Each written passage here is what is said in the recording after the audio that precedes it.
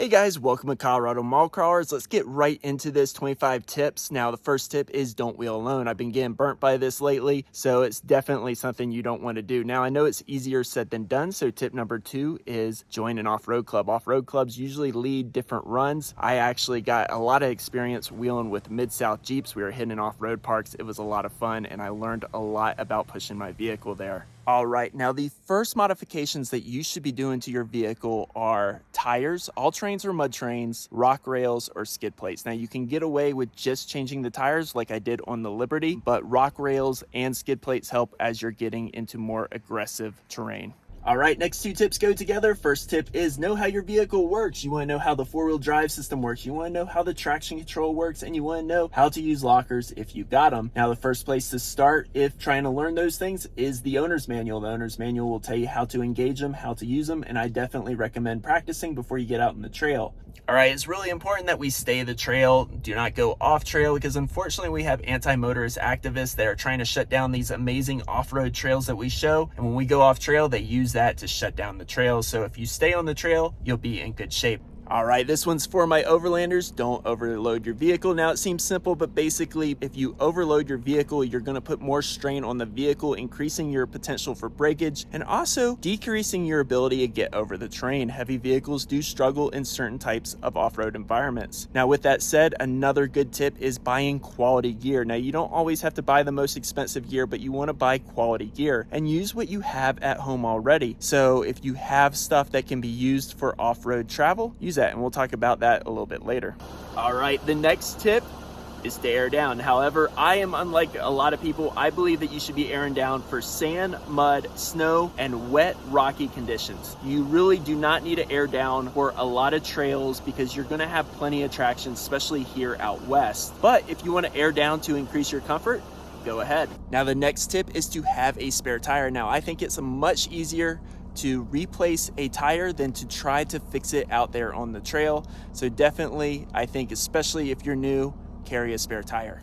Now, this is one of my favorite tips, and that's scoping out a trail beforehand. Now, I recommend using Fun Treks books, Trails Off-Road, or even our videos, because that is what we mostly focus on here, making amazing trail guides with stock vehicles. Next tip is just know when to turn around. If you come across an obstacle that just looks too tough or it's just something doesn't look right, there is no shame in turning around. In fact, the first time that we filmed Red Cone, we probably should have turned around.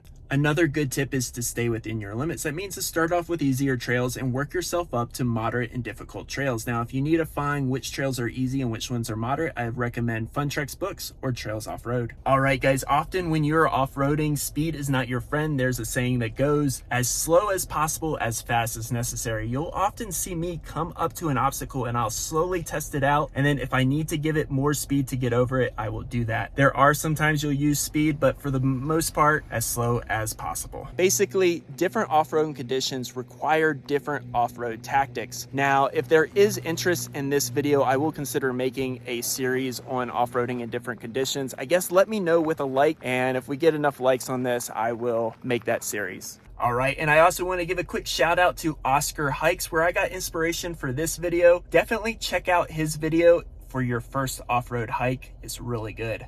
My next tip is just some basic driving tips. You want to keep your thumbs out of the steering wheel. You also don't want to oversteer, and you also want to look in the direction that you want to go, not the direction that you want to avoid. For your first off-road trail, I definitely recommend having a basic recovery kit. Now, this kit could be involved, but for your first trail, I recommend having a shovel, a tow strap, duct tape, zip ties, and you can use your floor mats as recovery boards. Essentially, they're not that great, but they may get you by on your first off-road trail. All right, my next tip is prepare for a worst case scenario. That includes having a walkout to go get help or to go get service where you leave your vehicle behind.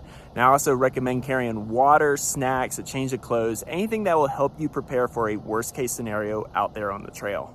My next tip is to use a spotter if you have one. If you don't have one, then be your own spotter. Go out there, walk out, see what the obstacle is like, and evaluate it before you actually do it. Don't just go right into it.